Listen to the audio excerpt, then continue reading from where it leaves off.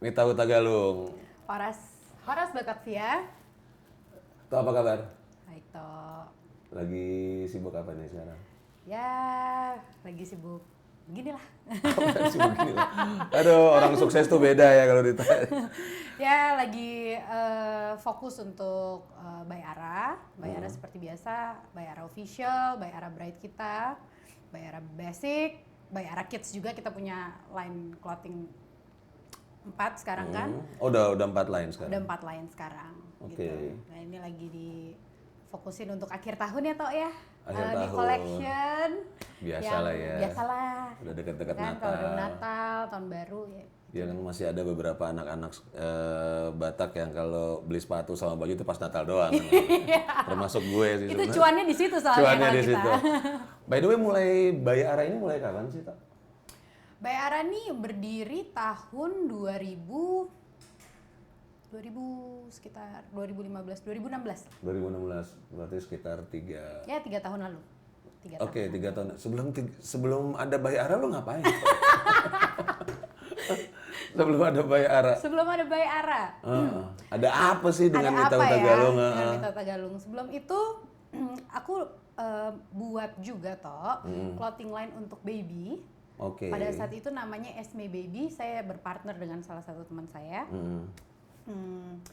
Itulah cikal bakal pengalaman dan pengetahuan aku tentang fashion tuh dari situ.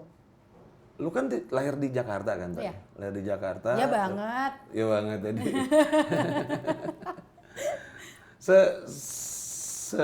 Ngerti apa lu tentang Hutagalung? Hutagalung apa sih lu? Hutagalung apa? Hutagalung nomor 16 nih. Oh iya, Dari kampungnya di mana, Hutagalung apa? Lu ngerti nggak sih? kampung aku itu di Aikraisan, Mompang, Di mana? Sibolga. Oh, Sibolga. Ya, Oke. kita namanya Aikraisan, di Mompang aku kampungnya di Sibolga. Terus ya aku walaupun anak Jakarta nih, lahir di Jakarta, tapi dari kita kecil memang budaya itu nggak pernah lepas ya, Tok ya, dari keluarga besar aku gitu. Jadi, Contoh apa budaya? ya contohnya misalnya dari kita kecil ya memang omongan sehari-hari orang tua juga pakai bahasa Batak. Serius? Iya. Oke. Kadang-kadang mereka kan awal-awalnya kadang-kadang pengen ngomong hal yang kita biar kita nggak ngerti gitu kan. Dia mau sok-sokan pakai bahasa Batak, tapi karena kita udah tiap hari dengar, Oke. akhirnya kita ngerti, lebih ngerti dari bahasa Inggris. Gitu. Oke. Ya begitulah kira-kira. Maksudnya karena mereka tuh keluarga besarku ya menerapkan itu. Lo boleh tinggal lahir di Jakarta, di ibu kota, tapi lu jangan lupa sama roots lo gitu. Iya. Jangan lupa sama asal muasal lo tuh Boru Batak, lo tuh kampungnya dari Sibolga, lo tuh Boru Tagalung. Jadi itu yang tertanam ya. Oke. Untuk saya dan kakak beradik gitu. Ada berapa sih keluarga bersaudara, ada berapa sih? 5 tak? 5. 5. Oke, itu baru Panggoaran. Aku baru Panggoaran, adikku perempuan namanya Karin, yang ketiga Arvito. Arvito. Oke. Yang keempat Armando, Rio. Oke. Yang terakhir Arnaldo. Jadi 2 perempuan, 3 laki-laki. Oh, so itu kenapa nama clothing line yang sekarang Bayara? Nggak lepas dari itu. Karena ada R semua. Karena semuanya kita kakak beradik, depannya namanya Ar. Oke. Armita, Armedia, Arvito, Armando, Arnaldo, sampai anak-anakku Arcelia, Arlovia, anaknya adikku Armedita. Jadi kita semuanya Ar. Apakah itu menandakan bahwa pemilik Bayara itu ada 5 orang? Kakak beradik atau itu doang atau? Awalnya Karena ini R semua kan, ceritanya ya, diambil. awalnya itu nama kami tuh mungkin terinspirasi dari bisnis keluarga ya. Yang depannya R juga. Oke, for your info. Gak apa-apa ya gue kasih tahu ya. It's okay. Jadi Dongan Batavia, for your info, FYI, perempuan yang lagi Kojak ngobrol sekarang ini adalah putri dari Presiden Direktur Arion Group ya. Arion Paramita Group. Jadi buat lo yang sering nongkrong di Arion Mall, Arion Plaza ya ini orang ini. Saya, mau saya dengerin. Oke, dari R. Dari R. Ada meaning sendiri nggak sih? Pernah tahu nggak kenapa ada R semua? AR itu kan Arion lumayan. itu tahu nggak? Nggak Artinya tahu. apa? Arion, hari ini. Oh. Itu artinya. Oke. Nama saya tuh dari Arion Paramita, Armita, Arion Paramita. Nah, itu yang saya pikirin sama adik saya. Kita mau bikin bisnis clothing namanya apa nih, gitu kan. Ara. Dari nama kita kakak beradik. Ya, kesatuan kita aja sih. Meaningnya lebih ke kesatuan kita kakak Kesatuan beradik. itu. Kesatuan, persatuan kita kakak beradik. Walaupun kita ada di dalam bidang yang berbeda-beda, tetapi itu nggak akan pernah hilang gitu. Jadi kita tuh satu gitu.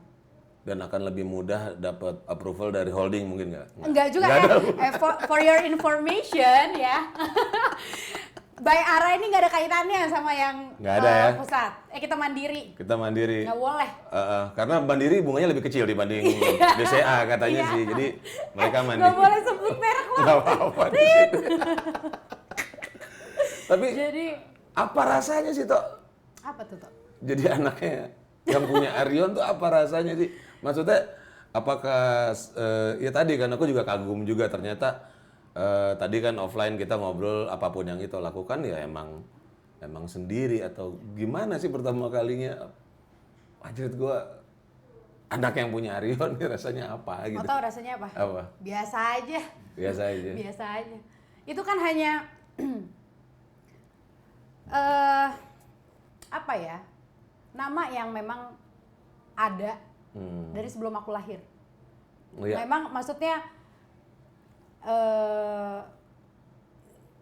terkadang itu menjadi beban tersendiri juga loh buat aku. Kayak apa tuh, Tok? Gimana? Karena begini, karena aku sering kali ngelihat orang banyak ya kalau misalnya lahir di keluarga apa gitu ya. Ya orang tuh mengaitkannya ya pasti dia hidupnya udah tinggal enak deh gitu. Udah tinggal tenang deh, soalnya dia yang begini. Meanwhile, di keluarga besar aku tuh beda. Ya oke, itu nama besar yang mungkin udah digariskan dari sananya. Udah given lah ya, udah given juga. Ya yang dari sananya, tetapi jangan salah. Kalau lu mau jadi orang, kalau lu mau besar, lu harus berusaha sendiri di luar perusahaan ini. Jadi kita diajarkan bahwa tidak boleh jago kandang. Kalau lu mau besar, jangan di sini. Lu harus keluar dari nama apa sih? Background nama ini. Kalau lo mau besar ya, lo harus mandiri sendiri. Pertama-tama saya juga mikir ya, gimana ya caranya gitu. Maksudnya dalam arti kata tega juga lo ya gitu. Iya itu benar.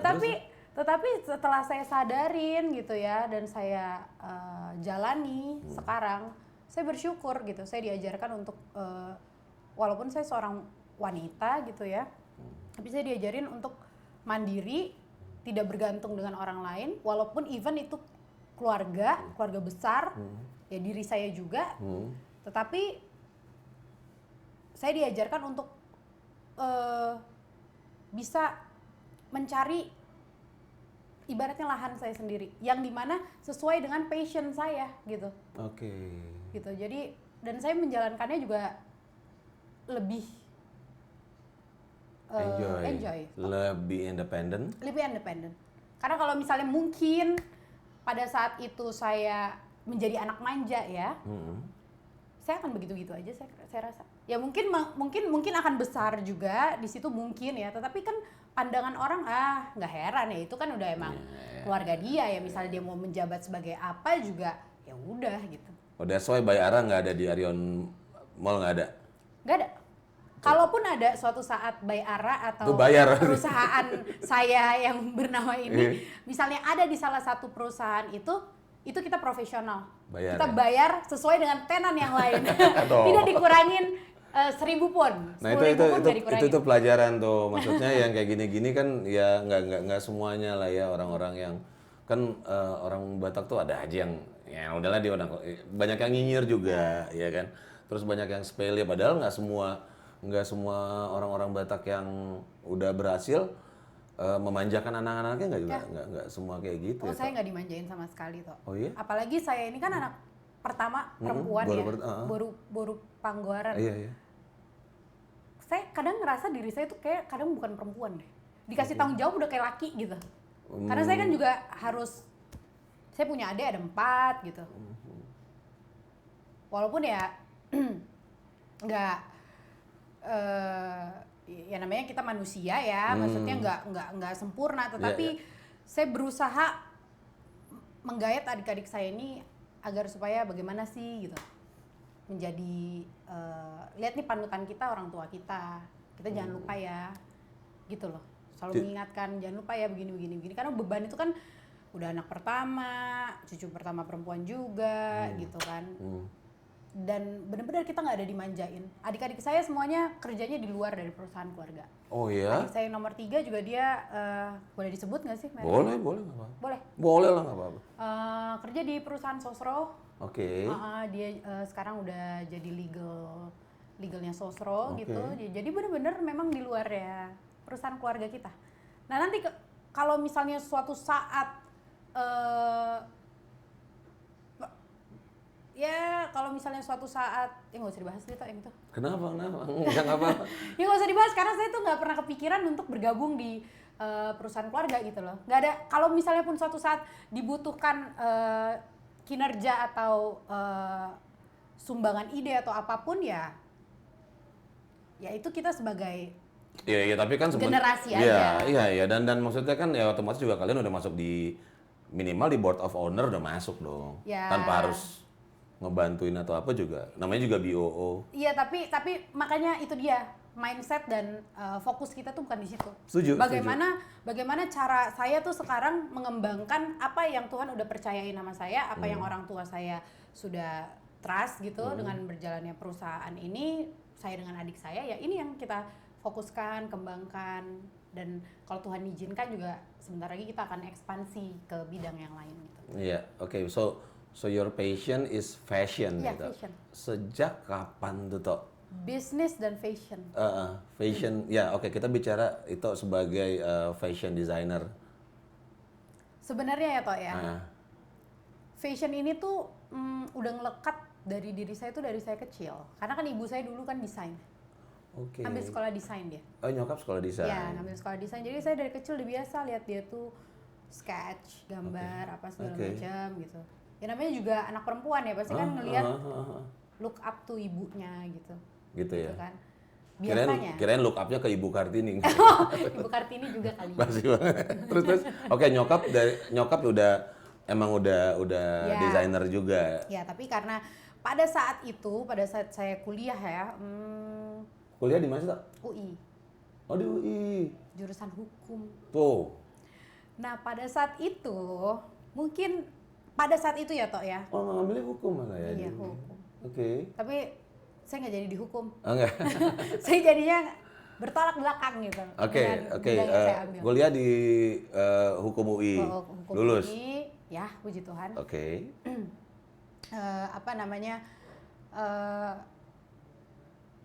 Saya ngambil itu bukan bidang yang saya ingini sebenarnya. Terus how come? Iya. Emang apa kepleset apa? Kepleset tuh, saya kan ada 2 pilihan tuh ya. Satu kan tadinya saya ngambil ekonomi. Ekonominya nggak keterima gitu loh. Jadi pilihan keduanya kan hukum. Ya udahlah masuk aja hukum. Dan kebetulan memang zaman itu kayaknya mungkin bidang yang saya tekuni sekarang tuh di mata keluarga saya kayaknya apaan sih gitu loh pada saat itu. Oke. Gitu loh. Sorry, waktu itu masih zamannya UMPTN atau udah nggak sih? Iya, UMPTN. Masih ya? Masih. Oke, ketahuan ya. Gue anak milenial tau. Oh gitu ya. 17 tahun deh. Oke, dapat akhirnya masuk hukum. mainstreamnya orang Batak lah ya, masuk gitulah. fakultas hukum. Dengan harapan bapak saya dulu mengharapkan saya jadi notaris gitu. Klise lah orang Batak, notaris biar bisa di rumah ngurus anak begitu. Tapi ternyata jiwa saya jiwa petualang. Oke. Nggak bisa begitu. Gitu. Oke. Jadi selama kuliah udah nyoba-nyoba atau gimana, Tok? Zamannya kuliah tuh ngapain aja sih, Tok? Selain kuliah udah mulai nyoba-nyoba bisnis atau apa? Ya, jadi pada saat saya kuliah ya mau nggak mau ya saya harus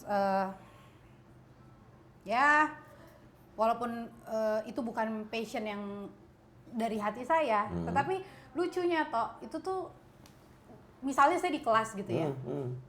Ya dosen ngomong apa ini nggak boleh ditiru ya. Nggak apa-apa. Dosen ngomong apa gitu. Saya misalnya di belakang saya dengerin juga sih.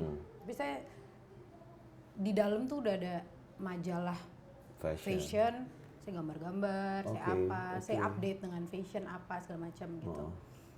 Kalau misalnya dibilang jiwa bisnis, ya dari gua kecil juga udah tukang cari duit ya. Udah tukang cari duit dulu nih toh ya. Gimana?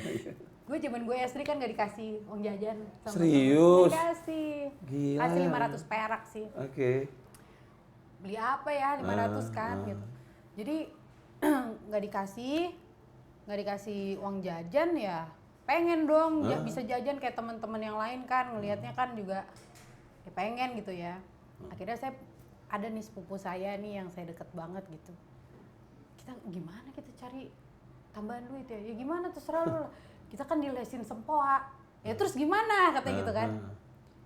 Gue punya akal gue bilang. Kita ngamen aja yuk, gue bilang gitu. Jadi tuh gue tuh di komplek-komplek gue tuh ngamen-ngamen. Serius? Demi nggak bohong gue. Kasih sama orang 500 gitu-gitu kan. Merinding. Nah habis itu karena nggak dikasih duit toh. Ya gue juga nggak dikasih duit tapi ngamen-ngamen juga. Tapi kan gitu. gue pengen beli makanan gitu. SD kelas 2 gitu. Ketahuan nggak sama bokap? Ketahuan. Marah.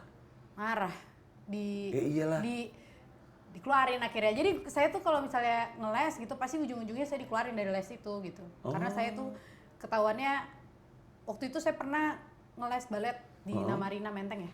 Oke, ya tahu. Masih. Gak apa-apa gak sih nyebut nama? Tahun berapa tuh ya, saya masih kecil, saya ingat banget gitu.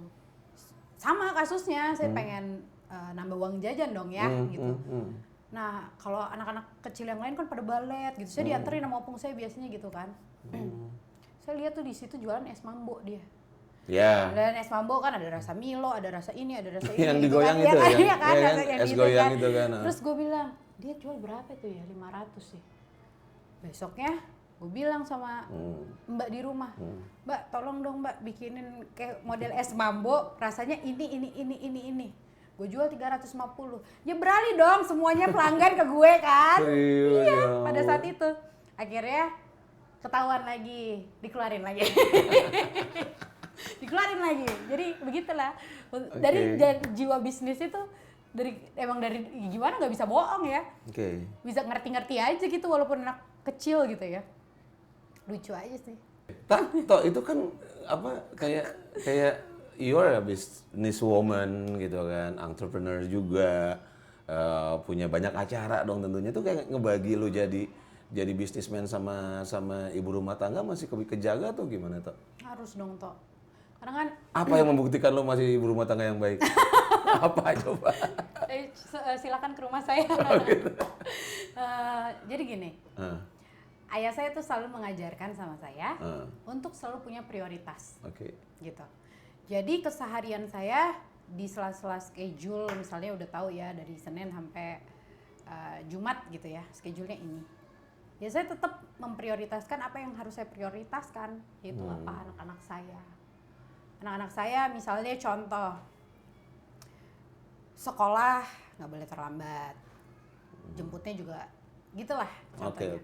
And then after aku kerja, misalnya aku lagi di kantor, tetap aku monitor anak-anak. Kebetulan rumahnya juga deket kan dari kantor, jadi aku bisa kapanpun ngecek rumah, aku balik lagi, makan siangnya udah bagaimana, lagi tidur siang apa enggak, karena sedekat itu kan rumah, puji Tuhannya gitu. Dan pulang kantor juga gampang aku ngecek anak-anak gitu. Jadi prioritas untuk aku yang pertama anak-anakku dulu.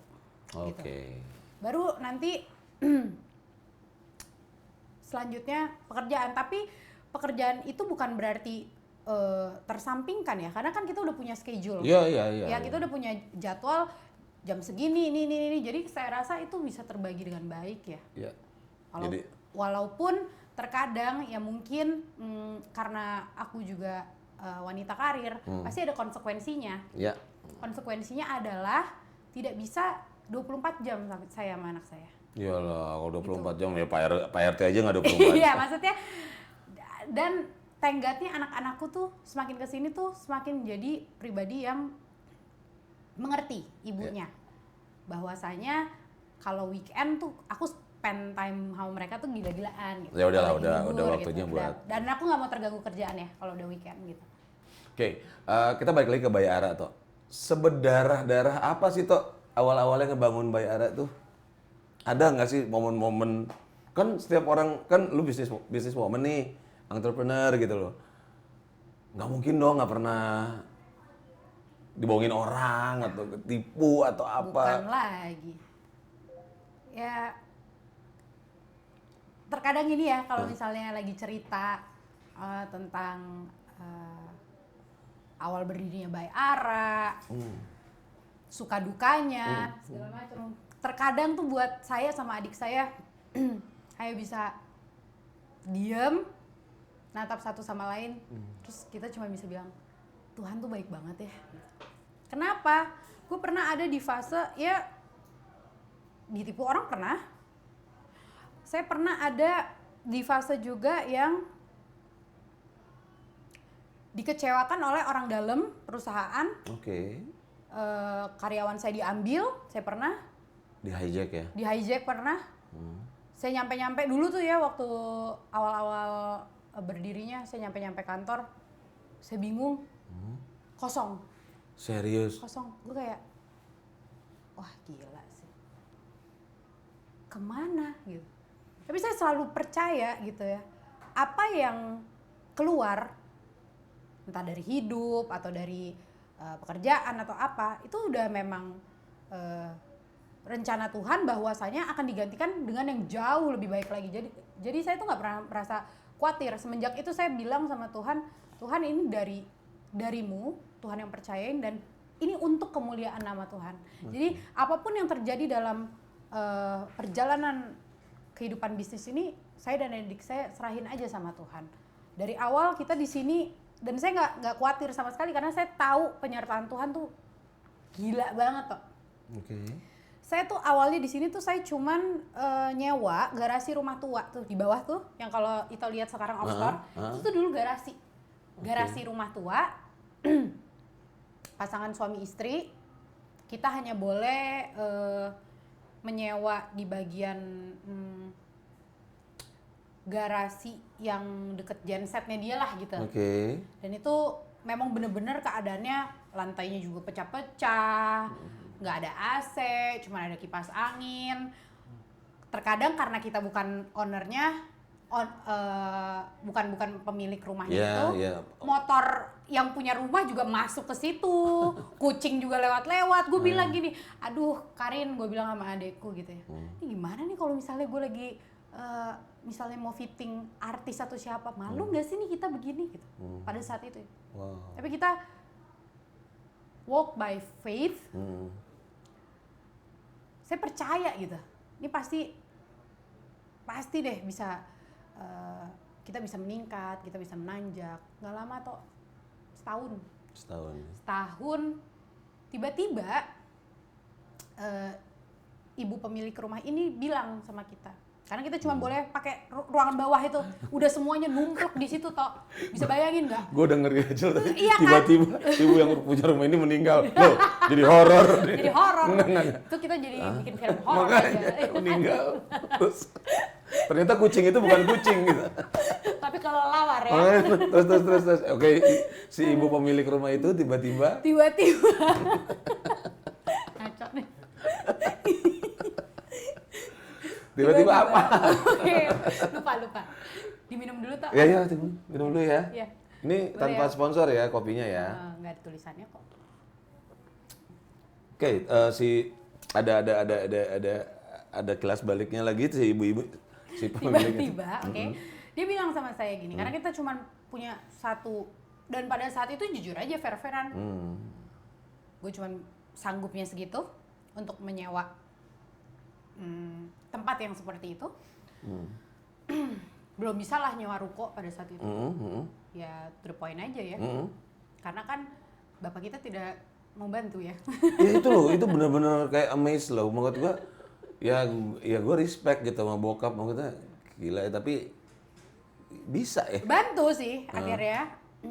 Saya mengajukan pinjaman karena dia pinjamannya ada bunganya juga. Bunganya tapi di bawah bunga bank sedikit, pemirsa. Oke, tapi ya dan tetap profesional lah ya. Profesional. Oke. Toh kalau saya telat sehari itu sekretarisnya udah Nggak, kirain telat sehari dikirimin Ambon, enggak kan? enggak. Jadi benar-benar takut juga. Jadi kita juga dalam hati kita. Sekretarisnya telepon, serius? Iya. Mbak Mita ini tagihan atau gue kayak gila. Gokil, ya. keren. Tapi itu yang buat saya jadi Iya. lama-lama Iya ya. dong, Kayak enak aja gue ditelepon-telepon. Suatu Suatu saat di bulan keberapa gitu ya. Namanya usaha nggak mungkin langsung gitu kan. Gue pengen ngagetin bapak gue nih. Biasanya kan kita ditelepon lewat sehari 2 hari gitu ya tagihannya yang sudah dikenakan bunga.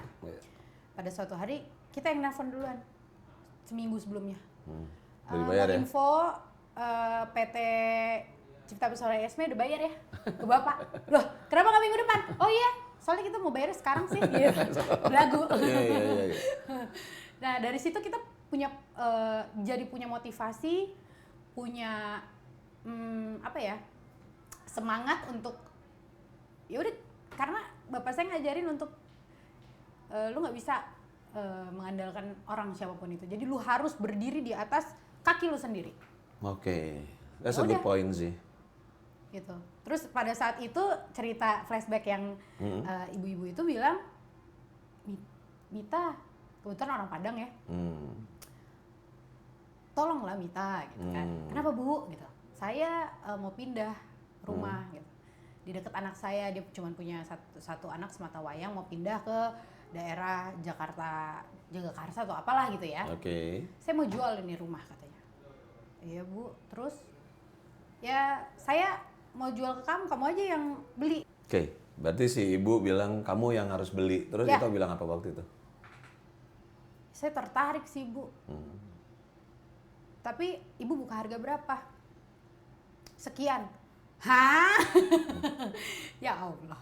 Bu, ibu nggak salah Bu. Ibu minum aqua deh sana.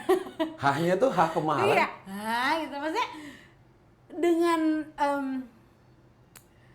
dengan pada saat itu ya mau dikata gue anaknya siapa atau segala macam kan gue berdiri sendiri gitu loh. Jadi kalau di mindset saya kalau misalnya saya nggak mau memaksakan di luar kemampuan saya. Gitu. Jadi waktu itu hanya hah kemahalan? Kemahalan lah. Oh, oke. Kemahalan lah sekian gitu. Terus ya namanya juga pengusaha ya walaupun gini-gini. Saya asal ngomong aja. Bu, kalau misalnya segitu saya nggak bisa.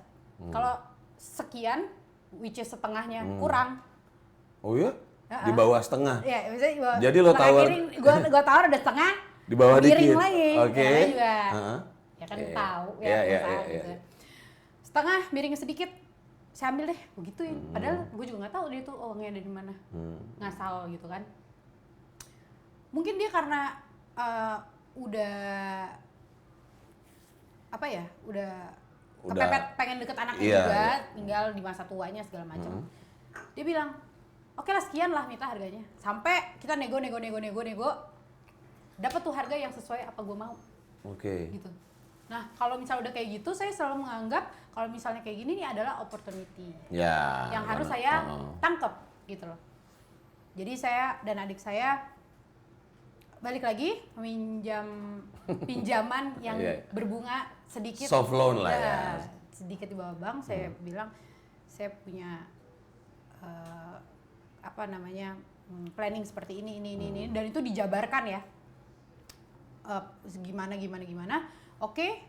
Dan keluar cair itu dananya dan puji Tuhan sudah lunas dibayar juga. Wow. Ya, jadi memang Tuhan tuh baik gitu, Tuhan baik dibikin ya semuanya indah lah pada waktunya toh. Indah banget pada waktunya. Saya nggak pernah kepikiran one day saya punya kantor yang sekarang ada off store. Itu kalau nggak karena Tuhan sih. Ya nanti juga teman-teman Batavia bakal lihat, kita bakal ada cuplikannya. Jadi tadi tempat yang tadi garasi tadi tuh semegah apa hari ini. Kita udah ambil apa establishnya semua di dalam tuh, keren banget. Tempat kucing nongkrong itu. Ya. Tok, Ya. what's so special about produknya By Ara? Dari kacamata lo sampai lo bener-bener bisa sampai kayak gini, kok kan maksudnya banyak lah gitu ya. Clothing line designer, fashion designer itu perang-perangnya gila-gilaan lah di Indonesia ini. So, apa yang bikin lo bisa, menurut lo nih? Maksudnya Ya apa spesialnya By Ara dibanding yang lain sampai lo bisa sampai di sini nih Tok gitu loh. Gini Tok, kalau menurut aku By Ara itu punya ciri khas. Ciri khasnya dia itu adalah mungkin di cuttingan ya. Selain kualitas yang memang kita jaga banget ya, quality controlnya, kualitasnya, tetapi kita punya memang ciri khasnya adalah cuttingannya itu beda dari brand-brand lain lah, brand-brand lokal lain kalau saya boleh katakan. Jadi cuttingnya ya. Cuttingannya, desainnya yang terkadang orang pakai baju itu, orang udah tahu ini By Ara ya, gitu. Karena kita tuh selalu nggak mau bikin baju yang terlalu heboh gimana, simple aja, cukup simple, elegan. Tapi nanti ada cuttingan sesuatu yang beda gitu. Main di payetnya mungkin, di lace-nya, ya kita combine juga bahan-bahannya sehingga menjadi satu baju yang indah gitu. Dan tentunya secara fabric juga nggak main-main ya. Iya, kita quality control, kita gila-gilaan gitu. Ya dan kayaknya di kantor By Ara yang kita lagi nongkrong ini lengkap ya, dari displaynya, dari sampai ke tempat tukang jahitnya juga. Ya. Emang diproduce di sini ya toh ya.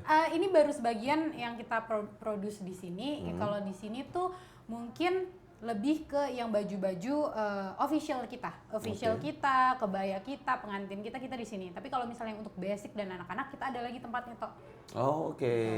Jadi kalau di sini bukan yang karena nggak muat kan di atas gitu kan. Jadi di sini tuh dikhususkan untuk yang official. Memang benar-benar harus tailor made mungkin bahasanya, bukan? Lebih ke signature.